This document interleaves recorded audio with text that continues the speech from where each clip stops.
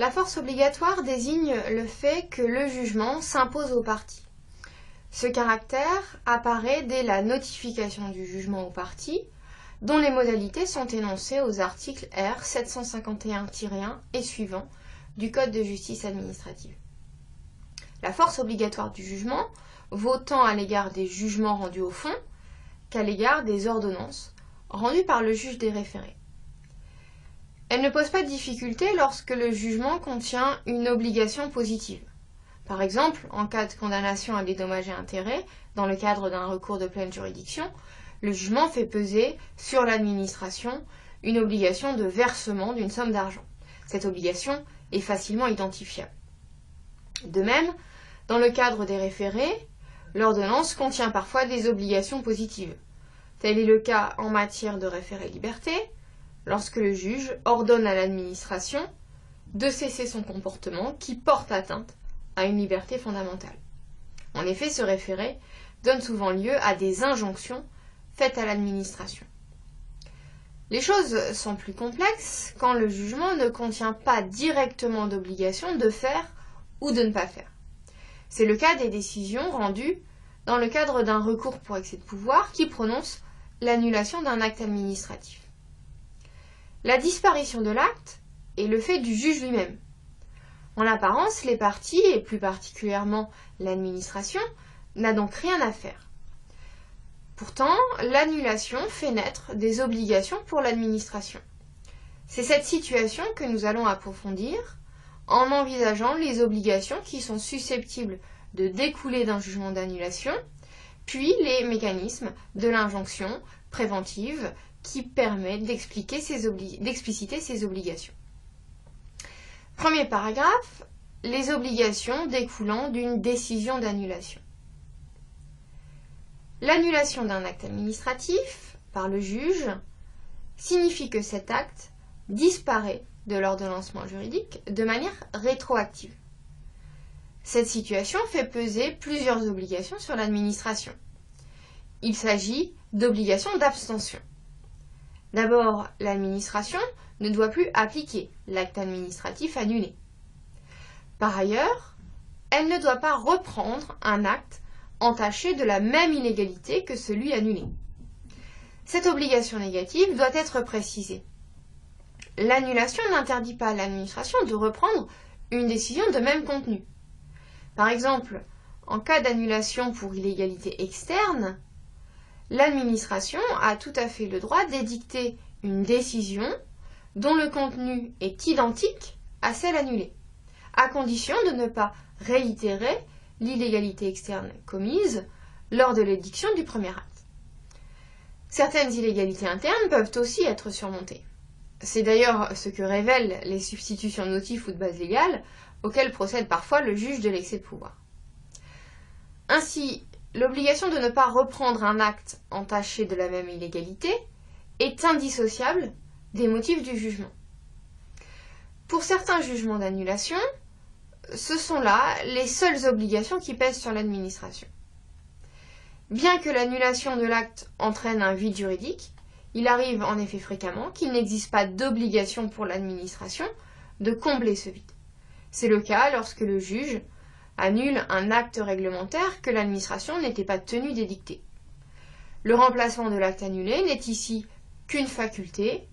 Dans ce cas, l'autorité administrative est libre d'apprécier l'opportunité de réédicter un nouvel acte ou non. Mais dans d'autres cas, à ces obligations d'abstention s'ajoutent des obligations positives pour l'administration.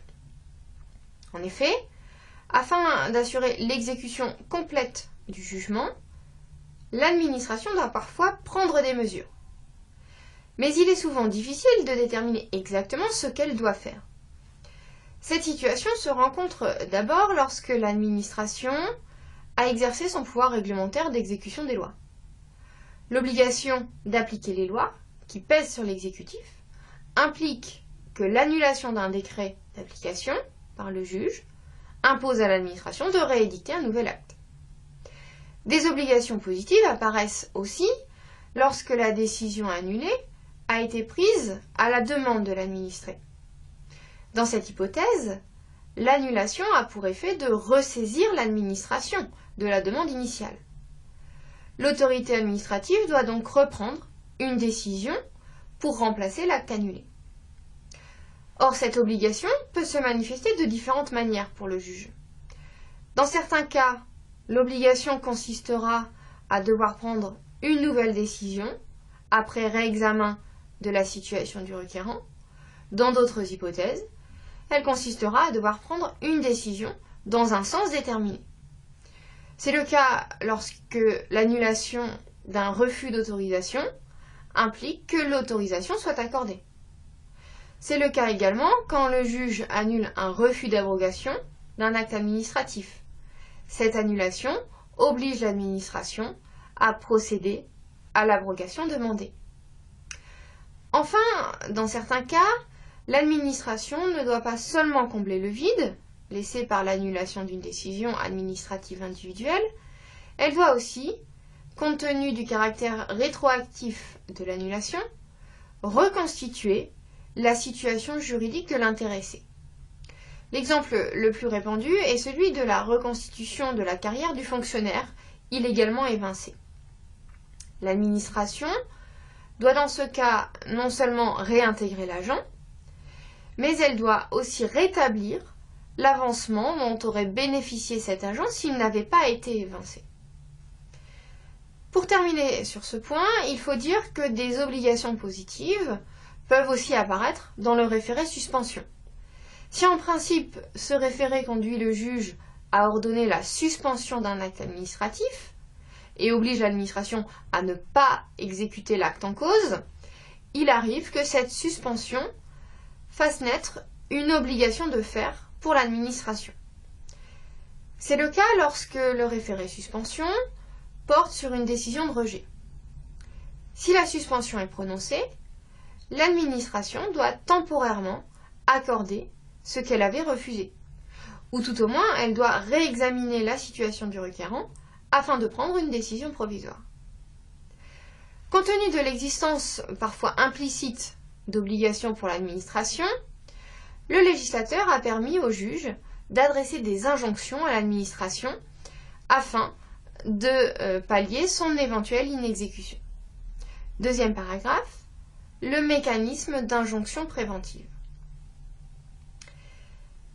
Historiquement, le juge a toujours refusé d'aller au-delà de l'annulation dans le REP. Il se contentait d'annuler l'acte illégal et laisser le soin à l'administration de tirer les conséquences de l'annulation. En résumé, il refusait de préciser les obligations qui découlaient de l'annulation et d'adresser des injonctions à l'administration. Mais la loi du 8 février 1995 est venue renforcer les pouvoirs du juge en lui accordant un pouvoir d'injonction. Celui-ci lui permet, dès son jugement d'annulation, d'ordonner à l'administration les mesures qu'implique l'annulation de l'acte. Ce pouvoir d'injonction, il est codifié aux articles L 911-1 et L 911-2 du Code de justice administrative. Ces deux articles correspondent à deux hypothèses différentes. Le premier article envisage le cas où l'annulation implique nécessairement que l'administration prenne une mesure d'exécution dans un sens déterminé.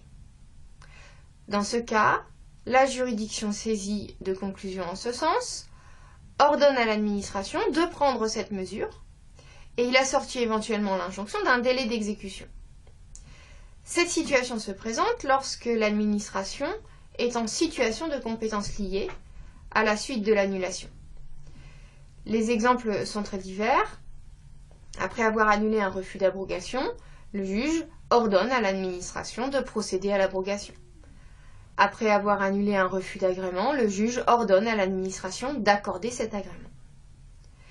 La deuxième hypothèse est celle où l'annulation implique nécessairement que l'administration prenne à nouveau une décision après une nouvelle instruction. Dans ce cas, la juridiction, saisie de conclusion en ce sens, ordonne à l'administration de réexaminer le dossier afin que cette nouvelle décision intervienne dans un délai déterminé. Ici, la fixation d'un délai est obligatoire pour le juge.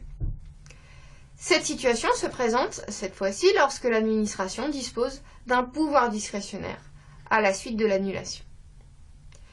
Ces différentes injonctions sont dites préventives, car elles permettent de définir en amont, dès le jugement d'annulation, les obligations concrètes qui pèsent sur l'administration. Cependant, le juge administratif ne peut pas ordonner d'office ces injonctions. Il doit être saisi en ce sens par le requérant.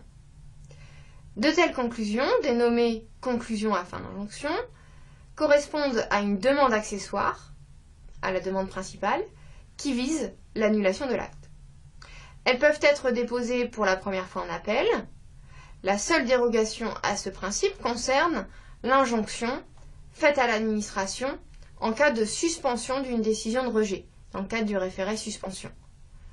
Dans une telle situation, le juge peut prévoir de sa propre initiative l'indication des obligations provisoires qui en découlent pour l'administration. Ceci a été décidé par le Conseil d'État dans un arrêt du 27 juillet 2001, ministre de l'Emploi et Solidarité. Par ailleurs, le juge statue sur ses conclusions à fin d'injonction en tant que juge de plein contentieux, même si ces conclusions s'inscrivent le plus souvent dans le cadre d'un recours pour excès de pouvoir. Par conséquent, le juge doit tenir compte de la situation de droit et de fait qui existe à la date où il statue, pour se prononcer sur la demande d'injonction. Enfin, les injonctions peuvent être prescrites sous astreinte si le requérant en a fait la demande, afin de faire pression sur l'administration. Mais ce n'est là qu'une faculté pour le juge qui peut aussi se borner à prévoir une injonction seule. En conclusion, une précision s'impose pour ne pas se méprendre sur la portée de ces injonctions. Elles ne font pas apparaître des obligations nouvelles et supplémentaires pour l'administration par rapport à un jugement dépourvu d'injonction. Elles ne servent en effet qu'à expliciter les obligations qui découlent en principe du jugement.